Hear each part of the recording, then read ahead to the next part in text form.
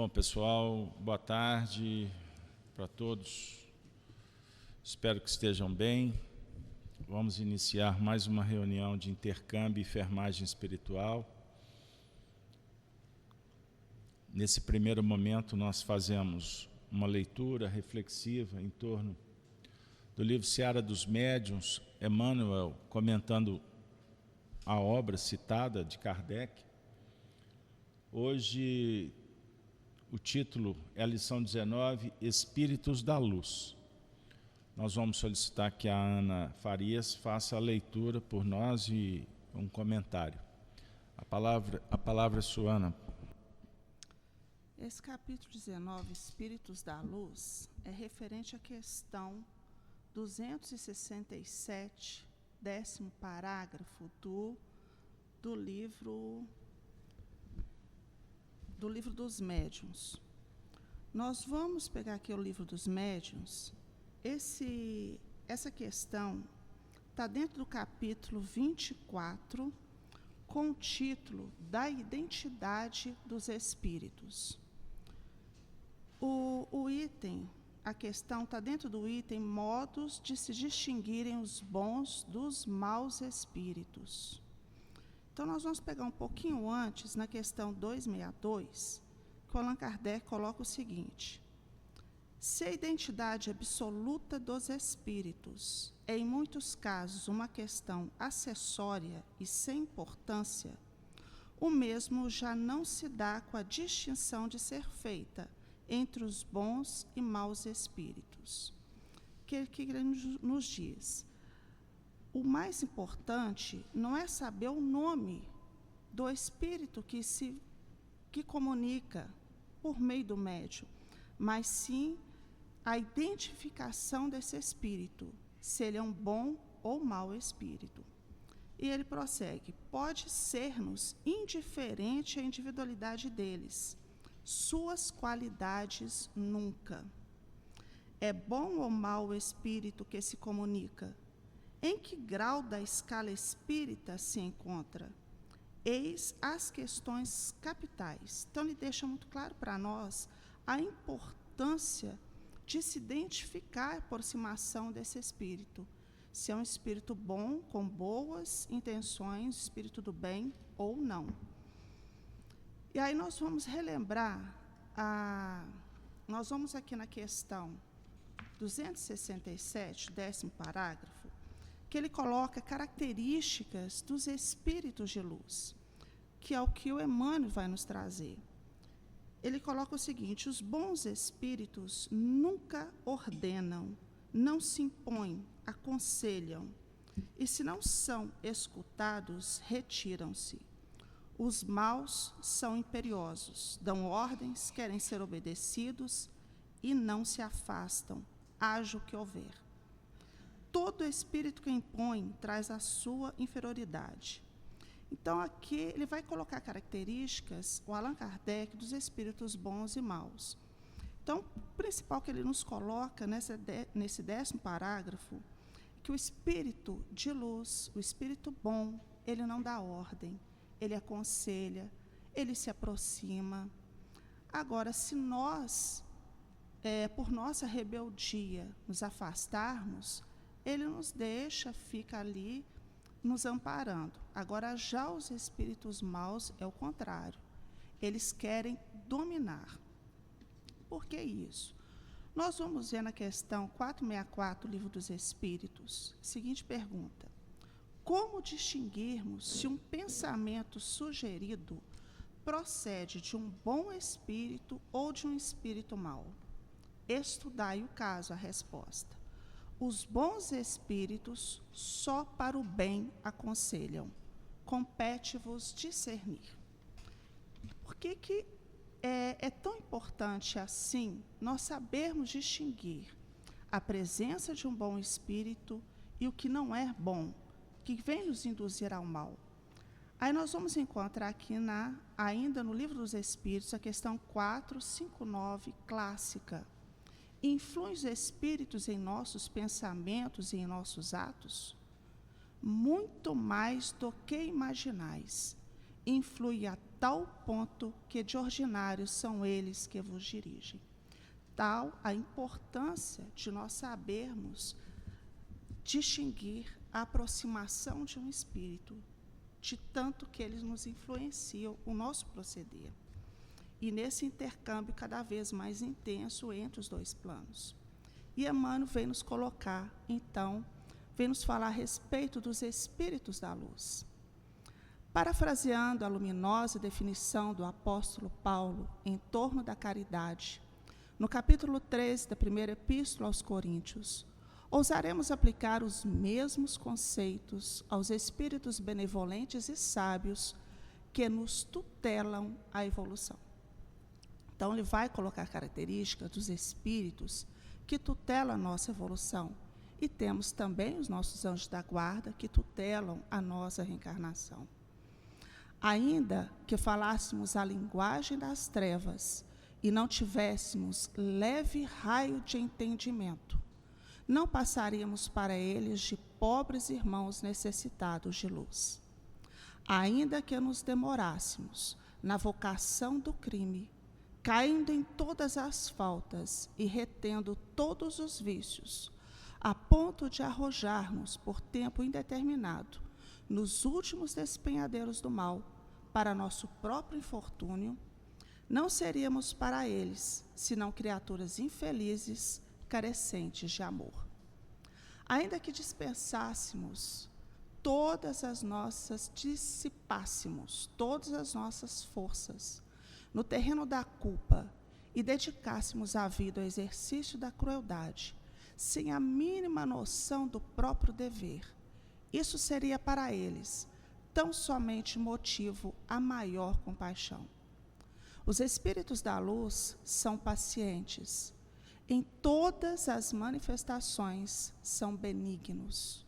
Não invejam, não se orgulham, não mostram leviandade, não se ensoberbecem, não se portam de maneira inconveniente, não se irritam, não são interesseiros, não guardam desconfiança, não folgam com a injustiça, mas rejubilam-se com a verdade. Tudo suportam, tudo creem, tudo esperam, tudo sofrem. A caridade deles nunca falha, enquanto que para nós, um dia, as revelações gradativas terão fim, os fenômenos cessarão e as provas terminarão por desnecessárias. Por agora, de nós mesmos, conhecemos em parte e em parte imaginamos. Entretanto, eles, os emissários do eterno bem, acompanham-nos com devotamento perfeito, sabendo que em matéria de espiritualidade superior, quase sempre ainda somos crianças, falamos como crianças, pensamos quais crianças e ajuizamos infantilmente. Estão certos, porém, de que mais tarde, quando nos despojarmos das eficiências humanas, abandonaremos então tudo que venha a ser pueril. Verificaremos assim a grandeza deles, como a víssemos retratada em espelho, confrontando a estreiteza de nosso egoísmo com a imensurabilidade do amor com que nos assistem. Conforta-nos, pois, reconhecer que se ainda demonstramos fé vacilante, esperança imperfeita e caridade caprichosa, temos juntos de nós a caridade dos mensageiros do Senhor, que é sempre maior por não esmorecer em tempo algum. Então aqui nos chama a atenção quando o Emmanuel coloca aqui, ainda que falássemos a linguagem das trevas e não tivéssemos leve raio de entendimento, somos nós. Porque nessa passagem de Paulo, ele fala ainda que falássemos a linguagem dos anjos e dos homens. Nós ainda não estamos falando a linguagem dos anjos. Estamos aqui falando a linguagem das trevas, dessa sombra que ainda persiste em nossa intimidade. Nós ainda demoramos nessa vocação do crime que ele nos fala, caindo ainda em faltas e retendo ainda vícios que trazemos de outras vidas e que ainda está intrínseco na nossa intimidade. Só que, dessa forma, eles não nos enxergam. Os espíritos de luz enxergam em nós aquele futuro apóstolo do Cristo, aquele discípulo que vai usar das forças que ontem usávamos para o mal, vamos usar para o bem. Então, é nisso que eles investem em nós, porque também eles passaram por percalços, tiveram que vencer as próprias limitações e hoje vêm em nosso socorro. Então, nisso, a caridade dele nunca falha, mas a nossa ainda falha. Os emissários do bem acompanham-nos com um devotamento imperfeito, mas ainda a gente ainda tem a inveja, o orgulho, ainda somos levianos e soberbemos, nós nos enchemos de orgulho com os nossos feitos. E nisso é que está aí que os bons espíritos, os de luz, venceram muitos percalços já, estão ao nosso lado, nos amparando em todo momento. Então, nesse intercâmbio, nessa busca da nossa melhora intensa, é que vamos procurando a companhia desses benfeitores e trabalhando em nós a sombra que trazemos. Nós vamos lembrar do livro Missionários da Luz, e o título do livro já nos lembra isso, né? Missionários da Luz, Espíritos da Luz. No capítulo 7, intitulado Socorro Espiritual, nós vamos lembrar Alexandre, quando ele recebe Dona Justina, a mãe de Antônio. A Dona Justina vai à procura de Alexandre, porque o filho estava passando por situação complexa, o filho tinha aproximadamente 70 anos e estava a ponto de desencarnar, só que ainda não era a hora dele.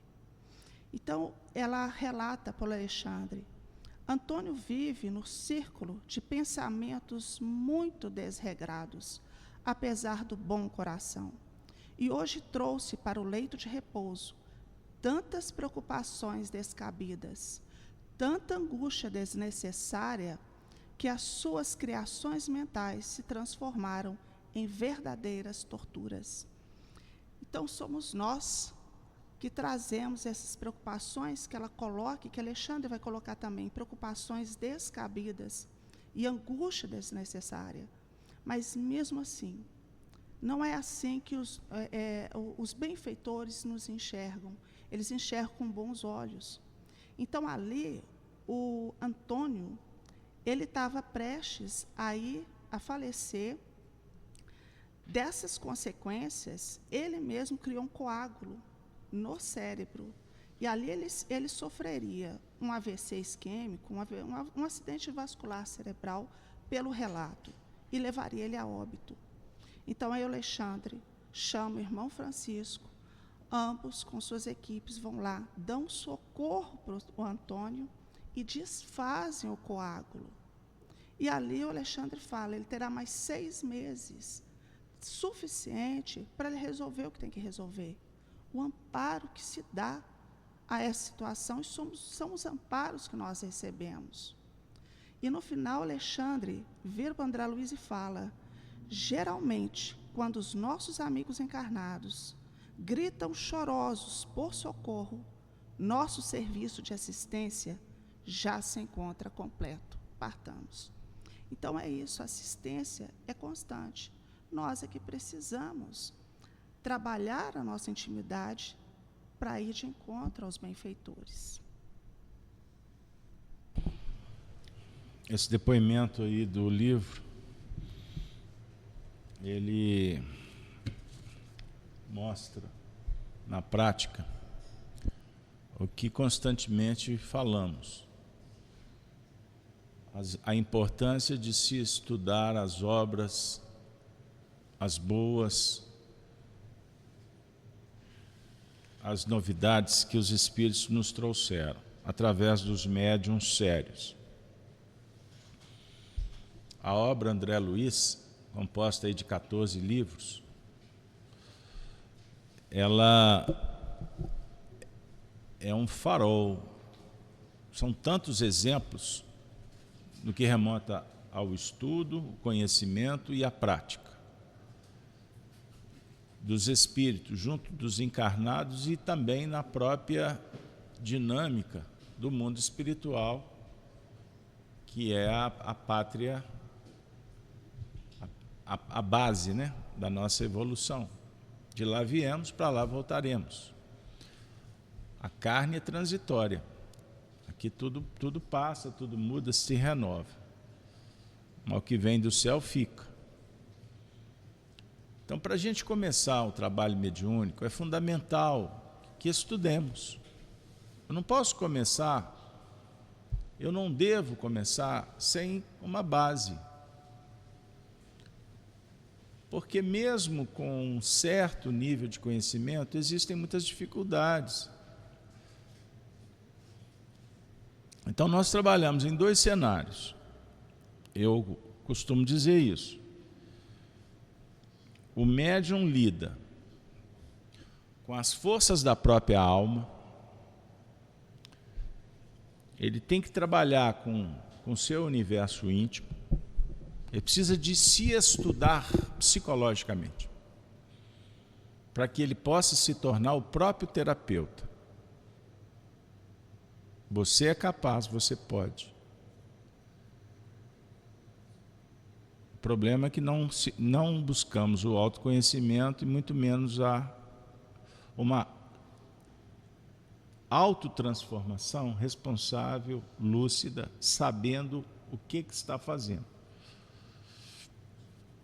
Você vê, a gente estuda evangelho aqui, toda reunião, todo dia tem estudo evangelho, não é?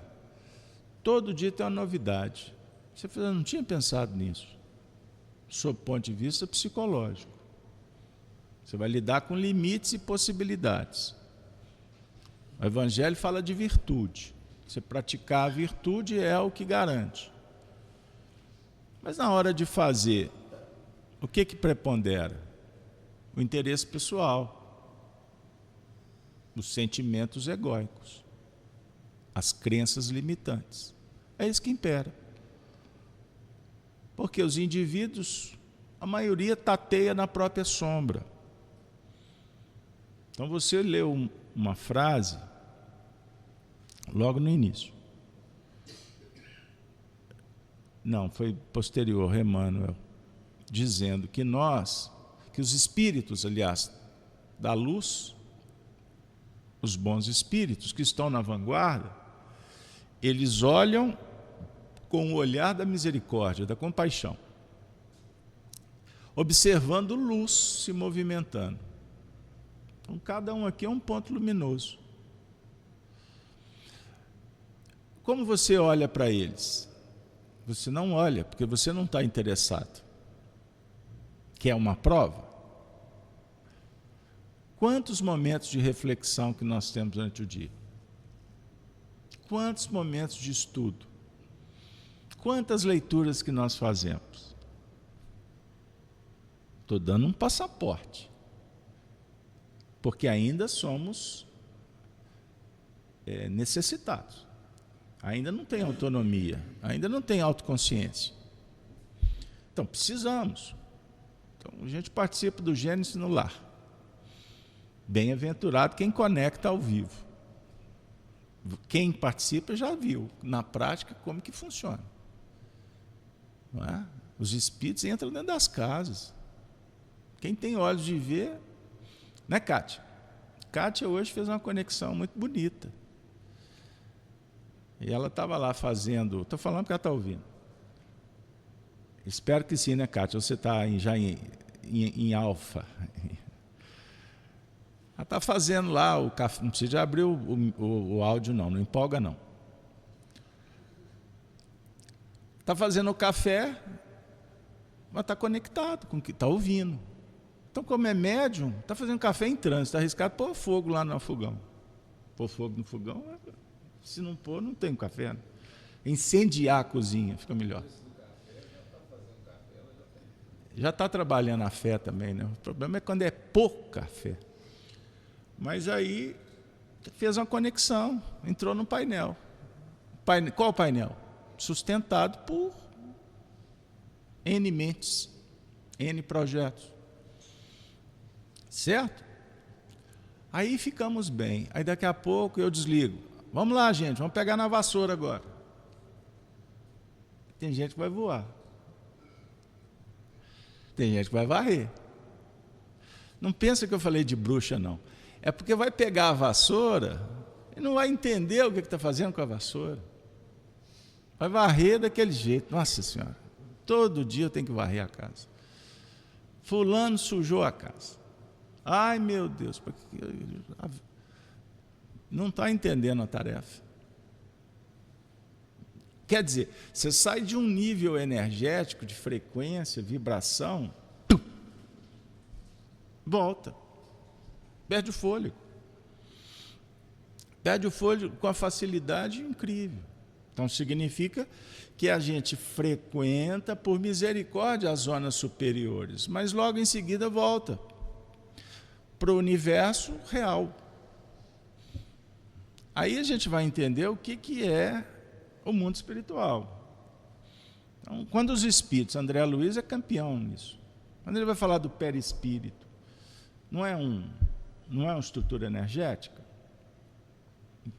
Então, é força do pensamento, força de pensamento dirigido. Então, como o homem pensa o tempo todo, o perispírito se mantém. O animal não tem perispírito, ele tem apenas um corpo energético, que ele precisa de ser trazido para a reencarnação rápido, porque ele não se sustenta no mundo espiritual. Ele se acopla em espíritos grupos.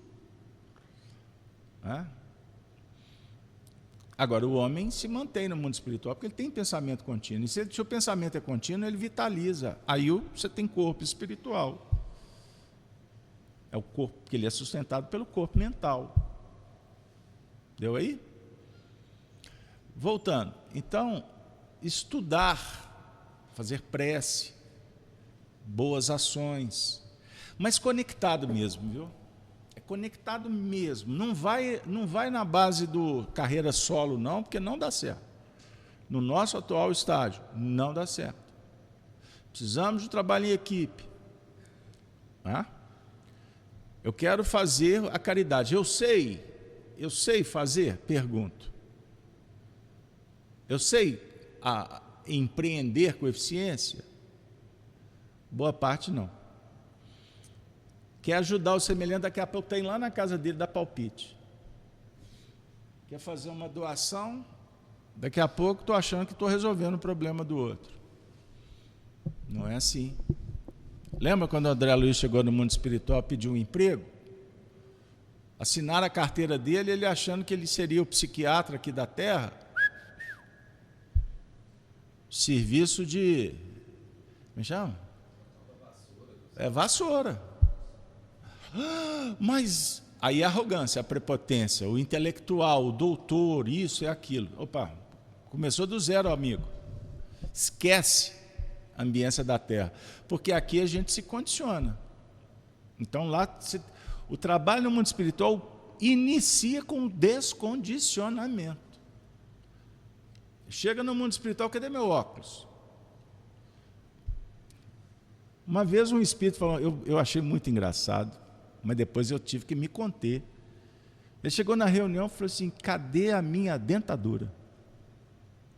Ele estava procurando no mundo espiritual a dentadura. Quer dizer, tira a dentadura, o pessoal aí que não sabe. Os antigos tiravam a dentadura, põem num copo cheio de água para dormir. O pessoal engolia a dentadura. Cena dantesca, bizarra. Não, é a realidade do mundo antigo. Do urinol debaixo da cama. Chega no mundo espiritual, vai procurar urinol. A muleta. Usou muleta. Ele está condicionado a isso lá de lá. Óculos. Então, opa, aqui você não precisa de óculos. Agora não é isso, não. Agora chegar do lado de lá, só aqui não tem senha, Wi-Fi, não tem internet. Que é isso? O mundo acaba. Eu estou no inferno no mundo espiritual. Você está condicionado a isso o tempo todo. Até de madrugada você está com o celular na mão. Condicionamento.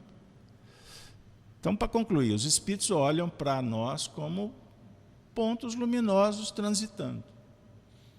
Uns com uma capacidade de radiação maior ou menor, conforme suas obras. Mas eles estão olhando com misericórdia, eles estão olhando para o potencial.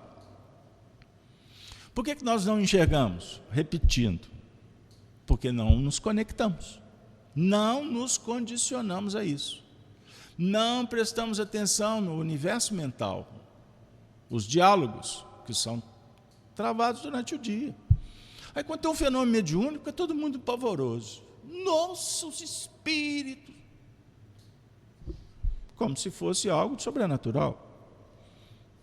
Tem pessoas que falam assim, gente, que barato, eu captei o pensamento, o telefone tocou, e era fulano mesmo. Aí fica assim o dia inteiro, toda hora fica admirada, porque, nossa, eu tenho uma capacidade mediúnica. O que isso altera no preço do euro? Nada. Nada. Só está constatando que tem mediunidade, como eu tenho o olho que abre e que fecha, que eu tenho ouvido. Mediunidade é isso, ponto. Agora, o que nós fazemos com ela é que é o toque de classe ou não, ou de mediocridade. Certo? Mas, repito, por que a gente não vê os espíritos? Porque não estamos em busca da conexão. Não tem a história do pedir, obtereis, buscar, achareis, bater, buscar, usar? Ponto. Começa por aí. Mas eu vou agora no campo psicológico. Por que eu não vejo os espíritos luminosos? Espírito da luz, não é o tema? Por que eu não os vejo? Porque eu só vejo a minha sombra. Você está vendo a treva lá fora?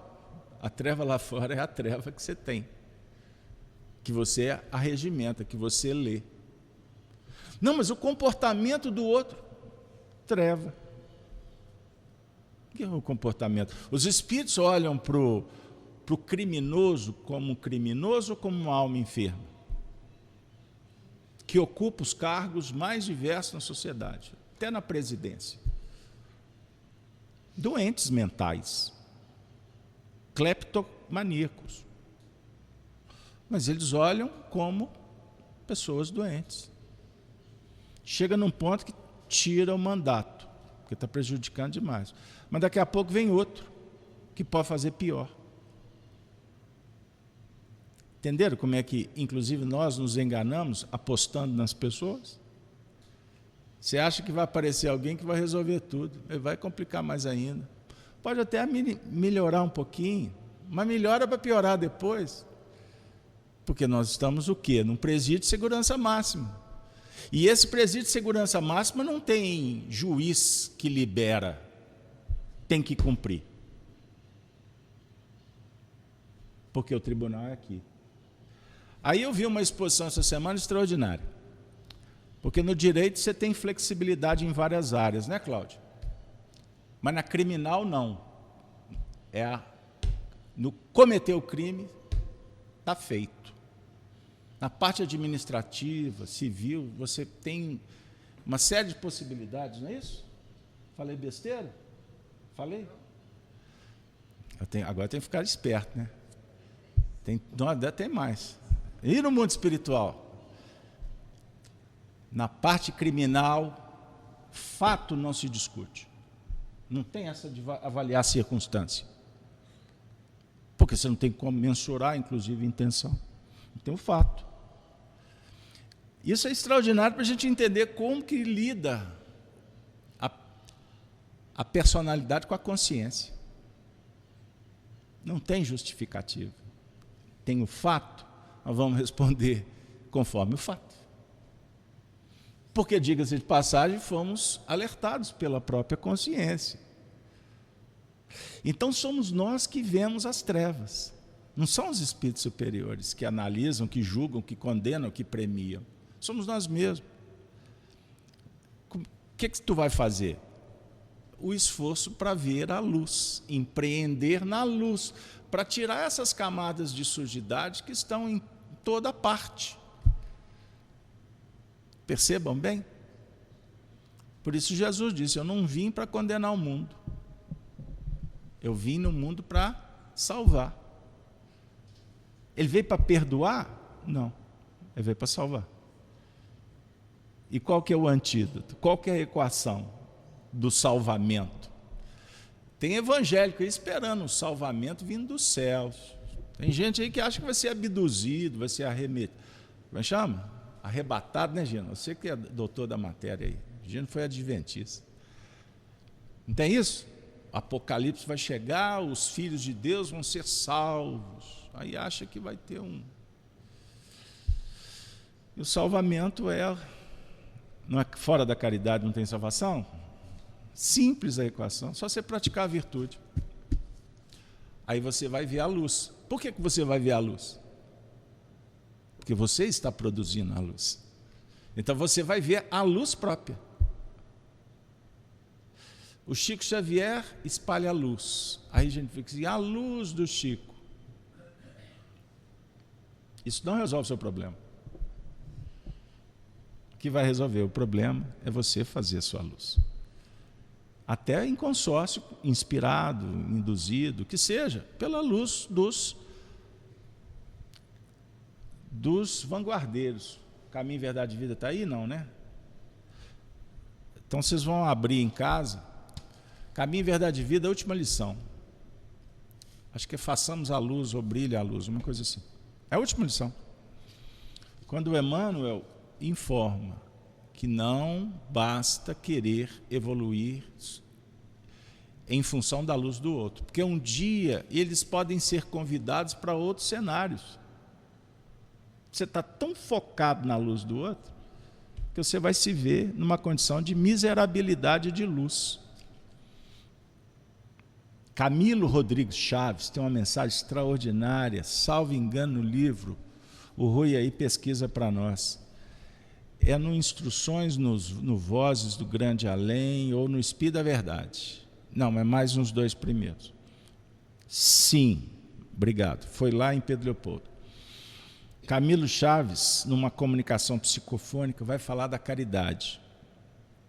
E ele fala exatamente do que eu estou me referindo. A caridade mais importante que se faz é fazer luz na própria intimidade, porque é essa que garante que você faça todas as ações beneficentes. Porque, lembrei, obrigado. Porque se a gente fica focado em fazer luz para o outro, nós somos os mais miseráveis, porque a gente está falando da luz, mas não está produzindo a luz. E um dia nós vamos ser pegos sem imunidade, sem potência, sem condições, sem habilidade, sem experiência. Então seremos mendigos da luz, pregando a luz, falando da luz, escrevendo sobre a luz, mas mendigos. Compreenderam? Então, se a gente tem a intenção não, se nós queremos mudar para melhor e ter convivência com os bons espíritos, nós temos que entender essas equações o quanto antes, porque as coisas aí fora não estão dando trégua. Testemunho atrás de testemunho, telefone atrás de telefone, mensagem o dia inteiro. Eu vou para o Rio de Janeiro aí no mês que vem, aí o companheiro, um dos agentes que estão me levando, me ligou hoje, eu não podia atender, eu estava entre dois atendimentos, mas eu precisava de resolver o problema da ida. Resolvi atender o telefone. Pô, coitado, ele está com falência nos órgãos, ele está caminhando para a desencarnação. Ele me ligou para falar da minha viagem, mas na verdade não foi para falar da minha viagem, foi para falar da viagem dele. 1 hora no telefone. E eu não tinha como dizer que eu não podia ficar no telefone. O sujeito estava desfalecente em cima do telefone. E falando com muita esperança. E que o que segura ele é o trabalho no bem. Aí eu falei para ele, vai enquanto você tiver força. Porque é isso que vai promover a luz na sua intimidade, inclusive para garantir o bem-estar. E que você vai encontrar a cura. A palavra é geral, né? Você vai encontrar a cura. Pode ser que ele, como pai de família, queira a cura para continuar aqui e cuidar dos filhos. mas pode ser que essa cura seja a cura da alma. E não será ele que vai fisicamente cuidar do filho. Haverá uma terceirização, como está acontecendo em muitos lugares por aí. Muitos lugares por aí. Como um caso que chegou para mim semana passada, de uma mãe viúva, um filho tetraplégico, mas já numa idade avançada, já adulto. Apareceu um câncer, 6 meses, pá. Foi para o mundo espiritual. E esse menino, esse jovem? Não tem família. Quando me contaram, eu falei assim, calma. Tem família sim. Vai aparecer alguém. Agora você imagina um sujeito vivendo essa situação. Não é por acaso. Mas, ou seja, quando a gente entra no território da dor, do sofrimento, aí essas nossas conversas filosóficas tomam uma outra dimensão. E aí a gente começa a compreender a necessidade de fazer luz. Não é brinquedo isso. Porque amanhã a notícia pode nos pegar de surpresa. Pode ser eu, você, meu filho, sua tia, sua avó. Pode ser você que esteja recebendo um passaporte para ir para o mundo espiritual. E aí? E o que será de fulano e beltrano? Opa, para aí. A pergunta consciencial não é essa. O que será de beltrano, de fulano? O que será de mim? E geralmente as pessoas são pegas de surpresa porque não pensam em si mesmas no sentido imortalista.